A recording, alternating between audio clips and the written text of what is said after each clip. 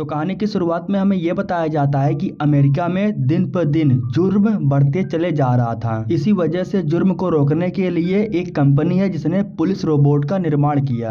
Police robot आ जाने के बाद अमेरिका को बहुत से फायदे हुए हैं, जैसे कि रोबोट की वजह से इंसान की मौत नहीं होती और रोबोट हर सिचुएशन को हैंडल कर लेते हैं। अब कंपनी के ओनर मिशेल को दिखाया जाता है। दरअसल इन्हीं के कंपनी में वो सारे रोबोट बनते हैं। मिशेल के कंपनी में हेनरी नाम करके ये बंदा काम करता है और उसने भी एक बहुत बड़ा रोबोट बनाया है। और इसी कंपनी के अंदर हमें डियोन नाम करके इस बंदे को भी दिखाया जाता है जो इसी कंपनी में रोबोट बनाने का काम करता है। डियोन के रोबोट से हेनरी के रोबोट्स में बहुत फर्क था। डियोन जो रोबोट बनाता था उसका कद छोटा था और वो काफी फुर्तीला था। इसी वजह से डियोन के रोबोट्स को ज्यादा लोग पसंद करते थे।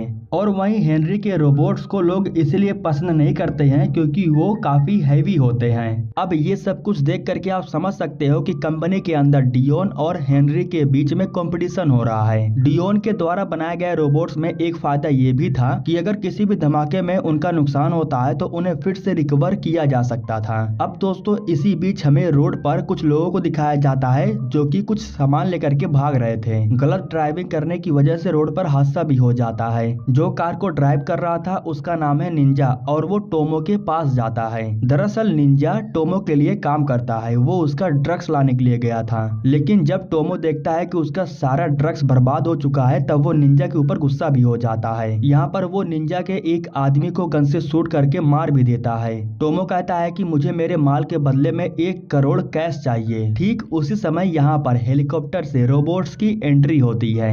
वैसे पुलिस रोबोट को देखने के बाद जितने भी क्रिमिनल्स थे उन्हें काफी डर लगने लगता है, क्योंकि क्रिमिनल्स को पता था कि ये लोग इंसान का मुकाबला कर सकते हैं लेकिन रोबोट का मुकाबला नहीं कर सकते हैं। जब सभी रोबोट यहाँ पर आ जाते हैं तब वो गुंडों को काफी अच्छा मजा चखाते हैं। अब इस दौरान एक रोबोट जैसे ही दरवाजे को तोड़ता है तो निंजा सामने हथियार लेकर के बैठा था, जिससे वो रोबोट को शूट कर देता है, जिसकी वजह से रोबोट के कई टुकड़े हो जाते हैं। एक प्रकार से उस रोबोट का खात्मा हो जाता है, लेकिन इस बात से कोई फर्क नहीं पड़ता है क्योंकि उस रोबोट को फिर से ठीक किया जा सकता है। डियोन के बनाए गए रोबोट इतने सारे क्राइम्स को रोक दिए थे, इसीलिए मिशेल सभी कंपनी वालों के सामने डियोन की बड़ाई करती है। लेकिन इस बात से हेनरी को बहुत गुस्सा आ रहा था। अब आप समझ ही गए होंगे कि आखिर हेनरी को बुरा क्यों लग रहा था। हालांकि मिशेल उसके पास कॉल करके उससे कहती है कि तुम अपने रोबोट पर ध्यान दो, अगर ठीक रहा तो लॉन्च कर दिया जाएगा। अब जिस रोबोट को टोमो ने उड़ाया था, जब डियोन उसकी जांच करता है तब उसे मालूम चलता है कि वो रोबोट ठीक नहीं हो सकता है। दरअसल उस रोबोट के बॉडी में एक अलग किस्म की बैटरी थी जिसको ठीक नहीं किया जा सकता था। सीन कट होता है और हमें निंजा को दिखाया जाता है।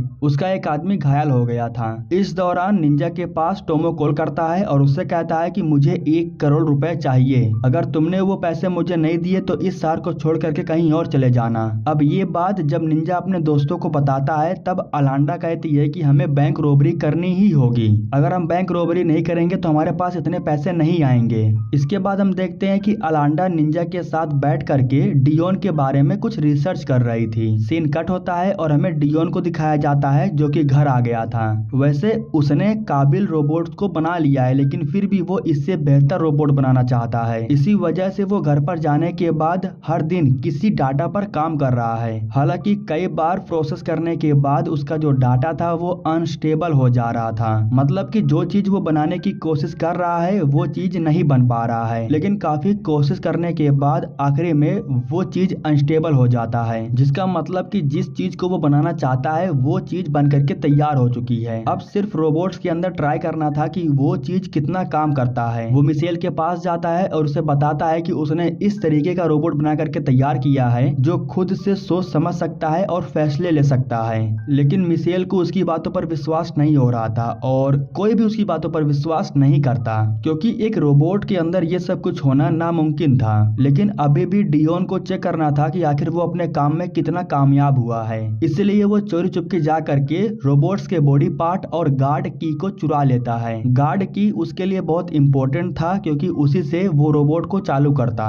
अब जब वो रोबोट के बॉडी पार्ट्स को लेकर के जा रहा था तो उसी समय रास्ते में निंजा अपने आदमियों के साथ आ जाता है और वो डियोन को किडनैप कर लेता है। इधर जो पुलिस वाले थे वो हेनरी के रोबोट्स को चेक करने के लिए आए थे, लेकिन जब वो हेनरी के इतने हैवी रोबोट्स को देखते हैं तब उसके फीचर्स को जानने होने से पहले ही वो रोबोट्स को लेने से इनकार कर देते हैं, क्योंकि उनका कहना था कि उन्हें इतने हैवी रोबोट्स नहीं चाहिए। एक प्रकार से हेनरी ने जो रोबोट बनाया था उसे रद्द कर दिया जाता है, जिसकी वजह से उसे बहुत बुरा लगता है। अब इधर निंजा डियोन को किडनैप करने के बाद अपने अड्डे पर लेकर के आता है। यहाँ पर ये लोग डियोन से कहते हैं कि हमें वो रिमोट दो जिससे तुम रोबोट्स को कंट्रोल करते हो।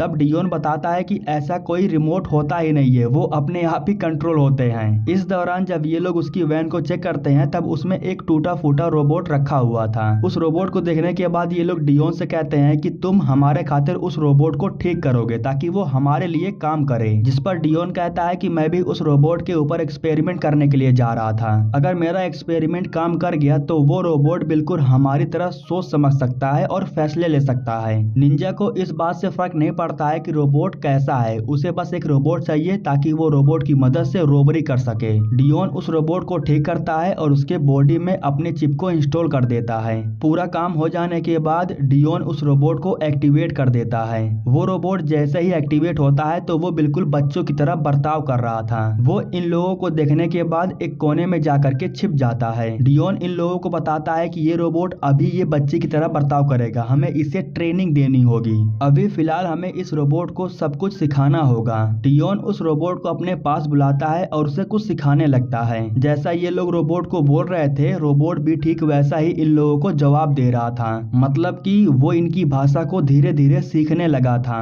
इस दौरान निंजा यहाँ पर आता है और वो डियोन को धक्का देता है और यहाँ से जाने के लिए कहता है। डियोन कहता है कि इस रोबोट को मैंने बनाया है, मैं दोबारा इसका देखभाल करने के लिए जरूर आऊंगा। इतना कहने के बाद डियोन यहाँ से चला जाता है।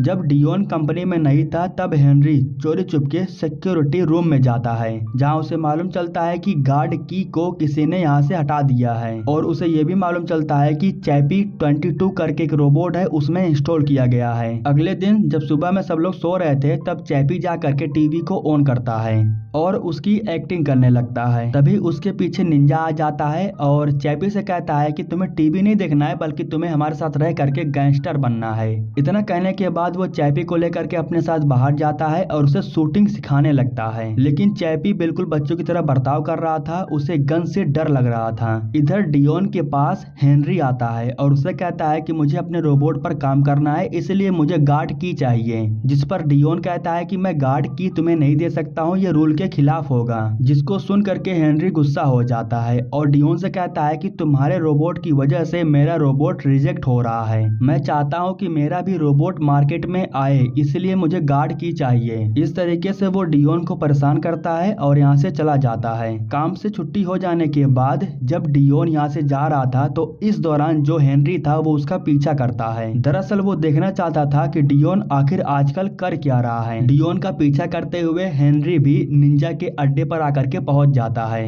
इधर जब डियोन चैपी से बात करता है तब वो लफंगों की तरह बात कर रहा था, जिससे डियोन को गुस्सा आता है और वो चैपी से कहता है कि तुम इस तरीके से बात और बर्ताव नहीं कर सकते हो। मैं तुम्हें एक अच्छा रोबोट बनाना चाहता हूँ और अच्छी सीख देना चाहता हूँ। तुम मुझसे वादा करो कि तुम कोई क्राइम नहीं करोगे और किसी के साथ गलत काम नहीं करोगे। इसके बाद चैपी उससे वादा भी करता है। फिर डियोन लाए हुए किताब को निकाल करके चैपी को देता है। इसके बाद डियोन उसे अपने साथ लेकर के बाहर जाता है क्योंकि वो उसे ड्राइंग करना सिखाना चाहता था। इस दौरान हम हेनरी को देखते हैं जो कि पीछे की दीवार से इन लोगों को देख रहा था। उसके सामने जो कुछ भी हो रहा था वो सब कुछ नोटिस कर रहा था। यह सब कुछ देख करके हेनरी को अभी भी नहीं मालूम चलता है कि जो उसके सामने रोबोट है वो एक इंसानी रोबोट है। ठीक उस समय यहाँ पर निंजा आकर के पहुंच जाता है और जब वो डियोन को देखता है तो वो उसके ऊपर बहुत गुस्सा हो जाता है। वो डियोन को गन दिखाता है और उसे यहाँ से जाने के लिए कहता है। उसके चले जाने के बाद निंजा चैपी को अपने कार में बैठाता है और उसे अपने साथ लेकर के जाने लगता है। वो चैपी को लेकर के अपने साथ कुछ बुरे लड़कों के पास जाता है और उसे वहीं पर छोड़ देता है। वैसे रोबोट को देख करके पहले तो लड़के बहुत डर जाते हैं, लेकिन जब इन लोगों को इस बात का एहसास हो गया कि वो रोबोट एकदम सीधा है और वो इन पर हमला नहीं करेगा तो ये लोग उसके ऊपर हमला करते हैं और फिर ये सभी लड़के अपनी पूरी भड़ास चैपी के ऊपर ही निकाल देते हैं। इन लोगों को रोबोट से बहुत नफरत था क्योंकि रोबोट के आ जाने के बाद ये लोग कोई क्राइम नहीं कर पा रहे थे। चैपी यहाँ से भागता है और रेल के पटरियों के पास जा करके बैठ जाता है। अब इस दौरान हमें दिखाया जाता है कि हेनरी चिप की मदद से उस रोबोट को ट्रैक कर रहा था। हेनरी को मालूम चल गया था कि वो रोबोट इस समय कहां पर है। हेनरी अपने आदमियों के साथ चैपी के पास जाता है और अपने हथियार से चैपी को नीचे गिरा देता है। वैसे भी डियोन के बनाए हुए रोबोट से हेनरी जलता था, इसी वजह से चैपी को पकड़ने के बाद वो उसके हाथ को काट देता है। इसके बाद हेनरी उसके बॉडी पार्ट को खोलता है और उसके बॉडी में लगे गार्ड की को निकाल लेता है। इस दौरान चैपी अचानक से उठता है और गेट को खोल करके बाहर जंप कर देता है। हेनरी उसे जाने के लिए छोड़ देता है क्योंकि अब हेनरी को गार्ड की मिल गया था, इसी वजह से उसे अब इससे कोई मतलब नहीं था। चैपी भागते हुए अड्डे पर आता है जहां अलांडा देखती है कि उसका बहुत ही बुरा हाल हो गया है। इसी वजह से वो निंजा के ऊपर बहुत गुस्सा हो जाती है। चैपी ने अलांडा को अपनी माँ समझ लिया था, इसलिए वो उसे मम्मी कह के पुकारता था। इन लोगों के पास अभी भी रोबोट का बॉडी पार्ट पड़ा हुआ था, जिसकी वजह से चैपी का हाथ फिर से ठीक हो जाता है। रात के समय में अलांडा चैपी को अपने पास बैठाती है और उसे कहानियां सुनाती है। अगले दिन सुबह में जब चैपी बैठ करके खिलौनों के साथ खेल रहा था तो उसी समय यहाँ पर निंजा आ जाता है, जिसको देख करके चैपी डर जाता है और छुपने लगता है। निंजा कहता है कि मैंने तुम्हें छोड़ दिया था, इसके लिए मैं तुमसे माफी मांगना चाहता हूँ। मैं तुम्हारा डैड हूँ और मैं तुम्हें जो कुछ भी सिखा रहा हूँ इससे तुम बेहतर बन जाओगे। दोबारा अगर वे लोग तुम पर हमला करेंगे तो तुम उनका सामना कर पाओगे। इनकी बातों को सुनने के बाद चैपी अपने आप को बेहतर बनाने के लिए वो सब कुछ सीखने लगता है। वैसे इसमें उसे ये नहीं पता था कि इसमें क्या गलत है क्या सही, वो अपने आप को बेहतर बना रहा था। थोड़ा सा ट्रेनिंग देने के बाद निंजा एक दिन चैपी को अपने साथ लेकर के जाता है। निंजा उससे कहता है कि तुम्हारे डैड की कार को किसी ने चुरा लिया है और तुम्हें उसे वापस लेकर के आना है। निंजा कार की तरफ इशारा करता है और चैपी कार के पास जा करके उसकी तोड़फोड़ करने लगता है। दरअसल निंजा का ये प्लान उल्टा पड़ जाता है क्योंकि वो कार को चुराना चाहता था, लेकिन वहीं चैपी कार को तोड़ देता है। इस बार निंजा उसे लेकर के दूसरी कार के पास जाता है और इस बार ये लोग इस कार को चुराने में कामयाब हो जाते हैं। इस तरीके से निंजा के कहने पर चैपी इनके लिए बहुत सारी कार चुरा लाता है। कार को चुरा लेने के बाद अब निंजा उसे लेकर के अपने एक दोस्त के पास जाता है उसे बेचने के लिए। इस दौरान जो निंजा था वो चैपी को नीचे रुकने के लिए कहता है क्योंकि उसे मालूम चल जाता है कि ये लोग कार को बेच रहे हैं। कार के बदले में निंजा को कुछ हथियार और पैसे मिल जाते हैं। कुछ समय के बाद जब निंजा लौट करके आता है तब वो चैपी से कहता है कि तुम्हारे पास सिर्फ कुछ दिन और हैं। दरअसल यहाँ पर वो चैपी को बता देता है कि तुम्हारे बॉडी में जो बैटरी है वो 5 दिनों में खत्म हो जाएगी। उस बैटरी को चेंज नहीं किया जा सकता है क्योंकि वो तुम्हारे बॉडी के साथ में जुड़ा हुआ है। इसका मतलब तुम भी 5 दिनों के बाद खत्म हो जाओगे। यह सुनकर के चैपी को बहुत बुरा लगता है क्योंकि वो मरना नहीं चाहता है। मौके का फायदा उठा करके निंजा कहता है कि अगर तुम मेरे साथ रोबरी करते हो तो हमें ढेर सारे पैसे मिलेंगे, जिसकी मदद से मैं तुम्हारे लिए नई बॉडी खरीद सकता हूँ। चैपी को नया बॉडी चाहिए था, इसलिए वो निंजा की बात मान लेता है। वो उसके साथ मिल करके काम करने लगता है। इस दौरान जब डियोन उसे आकर के बात करता है तब वो डियोन से भी बात नहीं कर रहा था। डियोन के पूछने पर चैपी बताता है कि तुमने मुझसे झूठ बोला, मैं 5 दिनों में खत्म हो जाऊंगा। मैं मरना नहीं चाहता हूँ, मुझे नई बॉडी चाहिए, इसलिए मैं निंजा के साथ मिल करके काम कर रहा हूँ। जब उसके पास पैसे आ जाएंगे तब वो मेरे लिए एक नई बॉडी खरीदेगा। जिस पर डियोन कहता है कि ये नामुमकिन है, तुम ठीक हो ही नहीं सकते हो। मुझे ये पता था कि एक समय पर तुम अपने आप ही खत्म हो जाओगे, इसलिए तो मैंने अपना एक्सपेरिमेंट तुम्हारे बॉडी में किया। किसी वजह से अगर मेरे एक्सपेरिमेंट में लोचा होता तो मुझे पता था कि तुम अपने आप ही खत्म होने वाले हो। जब डियोन कंपनी में नहीं था तब इस दौरान हेनरी उसके कंप्यूटर के पास जाता है। वो फाइल ओपन करके देखता है तो उसके सारे रोबोट एक्टिव थे। डियोन के सारे रोबोट को खत्म करने के लिए वो गार्ड की को लगाता है और एक बार एंटर दबाने के बाद सारा काम शुरू हो जाता है। डियोन के जितने भी रोबोट थे वो धीरे धीरे तबाह होना शुरू हो जाते हैं। अचानक से चैपी नीचे गिर जाता है। डियोन को समझ में नहीं आ रहा था कि आखिर उसके साथ ये क्या हो रहा है। बाहर जितने भी रोबोट थे वो सारे रोबोट एकाएक डैमेज हो जाते हैं, जिसकी वजह से बाहर का बहुत ही बुरा माहौल हो गया था। जितने भी लोग थे वो रोड पर आ गए थे और रोबोट का विद्रोह करने लगे थे और ये जितने भी लोग थे ये बुरे लोग थे। इन लोगों को रोबोट पसंद नहीं था। हेनरी पूरे डाटा को भी डिलीट कर रहा था, लेकिन उसी समय यहाँ पर डियोन आ जाता है। डियोन को देखने के बाद हेनरी जा करके छुप जाता है। दरअसल डियोन यहाँ पर अपने साथ चैपी को भी लेकर के आया था, क्योंकि वो चैपी को ठीक करना चाहता था। अब इसी वजह से डियोन का जो डाटा डिलीट हो रहा था वो बच जाता है। चैपी को ठीक करने के बाद वो उसे लेकर के यहाँ से जाने लगता है, लेकिन तभी चैपी को एक बॉडी दिखाई देती है। दरअसल चैपी इसी बॉडी के अंदर जाना चाहता था। डियोन बताता है कि इस हेलमेट से तुम्हारा बॉडी एक्सचेंज नहीं हो सकता है। इस हेलमेट को इंसान पहनते हैं रोबोट को कंट्रोल करने के लिए। जब इंसान उस हेलमेट को पहनते हैं तब उनका दिमाग रोबोट के साथ में जुड़ जाता है। ये सारा नजारा हेनरी बैठ करके देख रहा था और वो काफी हैरान था। चैपी उस हेलमेट को ले लेता है और कहता है कि इस हेलमेट की मदद से मैं खुद को ठीक कर सकता हूँ। अब चैपी उस हेलमेट को लेने के बाद अपने अड्डे पर आता है, जहाँ वो हेलमेट के साथ में कुछ एक्सपेरिमेंट करने लगता है। आपको यकीन नहीं होगा, लेकिन चैपी ने उस हेलमेट को पहनने के बाद एक एक्सपेरिमेंट किया। ये एक्सपेरिमेंट करने के बाद चैपी को मालूम चल गया कि इंसान या रोबोट के दिमाग को किसी और में कैसे भेजा जा सकता है। अब चैपी को इसके बारे में मालूम तो चल गया था, लेकिन अभी भी उसे एक बॉडी चाहिए थी। इसी वजह से चैपी अपने दोस्तों का साथ देता है। वो उनके साथ जा करके रोबरी करता है। चैपी खुलेआम रोड पर रोबरी कर रहा था और सब कुछ कैमरे में रिकॉर्ड हो रहा था। फाइल को चेक करने के बाद डियोन को मालूम चल जाता है कि उसके सारे रोबोट में गड़बड़ी क्यों हो रही है। उसे मालूम चल गया था कि इन सब के पीछे हेनरी का हाथ है, उसी की वजह से ही ये सब कुछ हो रहा है। चैपी अपने दोस्तों के साथ मिलकर के रोबरी करता है और उनके ही वैन में बैठ करके निकल जाता है। इस दौरान हेनरी मिशेल के पास आता है और उससे कहता है कि ये सब कुछ डियोन के एक्सपेरिमेंट की वजह से हो रहा है। जो रोबोट रोबरी कर रहा है वो वही रोबोट है जिसके ऊपर वो एक्सपेरिमेंट कर रहा था। उस रोबोट और डियोन की वजह से ही आपकी कंपनी डूब रही है। यह सब सुनने के बाद मिशेल को गुस्सा आता है और वो हेनरी से कहती है कि तुम्हें सब कुछ रोकना होगा, इसीलिए तुम जा करके अपने रोबोट को एक्टिवेट कर सकते हो, लेकिन सबसे पहले तुम्हें डियोन के उस रोबोट को खत्म करना होगा। परमिशन मिलने के बाद हेनरी फौरन अपने रोबोट को एक्टिवेट करने के लिए जाता है, लेकिन डियोन को मालूम चल गया था कि चैपी की जान खतरे में है, इसलिए वो उसे बचाने के लिए निकल पड़ता है। इधर हेनरी अपने कंट्रोलिंग पर बैठता है और हेलमेट को पहनने के बाद अपने बड़े से रोबोट को कंट्रोल करने लगता है। डियोन भाग करके चैपी के पास जाता है और उसे बताता है कि एक बड़ा सा रोबोट है जो तुम्हें खत्म करने के लिए आ रहा है। इन हथियार को लेकर के तुम्हें तैयार रहना होगा। ठीक उसी समय यहाँ पर टोमो अपने आदमियों के साथ आ जाता है। निंजा जैसे ही उसे देखता है तभी वो उसके ऊपर गन फायरिंग करने लगता है। ठीक उसी समय यहाँ पर हेनरी का रोबोट भी आकर के पहुंच जाता है।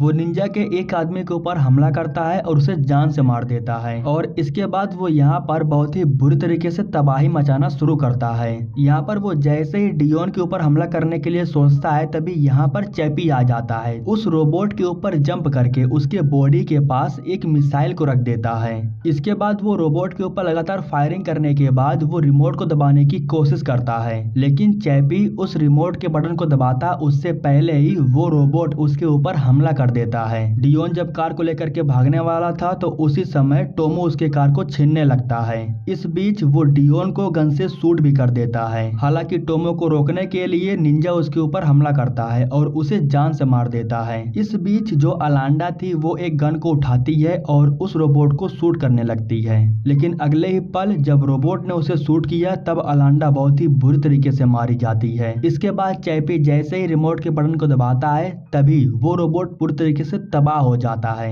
अलांडा को इस हालत में देख करके चैपी को बहुत बुरा लग रहा था। वो बदला लेना चाहता था। चैपी जा करके डियोन से पूछता है कि अलांडा को मारने वाला कौन है, जिसके बाद डियोन कहता है कि मैं जानता हूँ कि वो कौन है, वो मेरे साथ कंपनी में काम करता है। डियोन उसे लेकर के जैसे ही कंपनी में जाता है तभी हेनरी खुद उसके सामने आ जाता है। इसके बाद चैपी हेनरी को बहुत पीटता है और तब तक पीटता है जब तक उसकी हालत खराब नहीं हो जाती है। इसके बाद चैपी वापस से डियोन के पास आता है क्योंकि वो डियोन को ठीक करना चाहता था। डियोन को बैठाने के बाद वो जा करके एक रोबोट की बॉडी को लेकर के आता है। फिर वो डियोन को हेलमेट पहनाता है और इसके बाद वो अपना प्रोसेस शुरू कर देता है। प्रोसेस स्टार्ट होने के बाद एक झटके में डियोन की बॉडी उस रोबोट के बॉडी में चली जाती है। डियोन की बॉडी पूरी तरह खत्म हो चुकी थी। अब डियोन इस रोबोट के अंदर जीवित हो गया था। फिर वो चैपी से कहता है कि तुम्हें भी एक बॉडी मिल सकती है क्योंकि बाहर बहुत से बॉडी पड़ी हुई हैं। इसके बाद चैपी उस हेलमेट को पहनता है और एक जगह पर बैठ जाता है। डियोन जैसे ही इंटर दबाता है तभी चैपी की बॉडी ट्रांसफर हो जाती है। काम पूरा हो जाने के बाद डियोन जैसे ही भाग करके बाहर जाता है तभी उसके सामने एक रोबोट खड़ा हो जाता है जो कि चैपी था। चैपी की बॉडी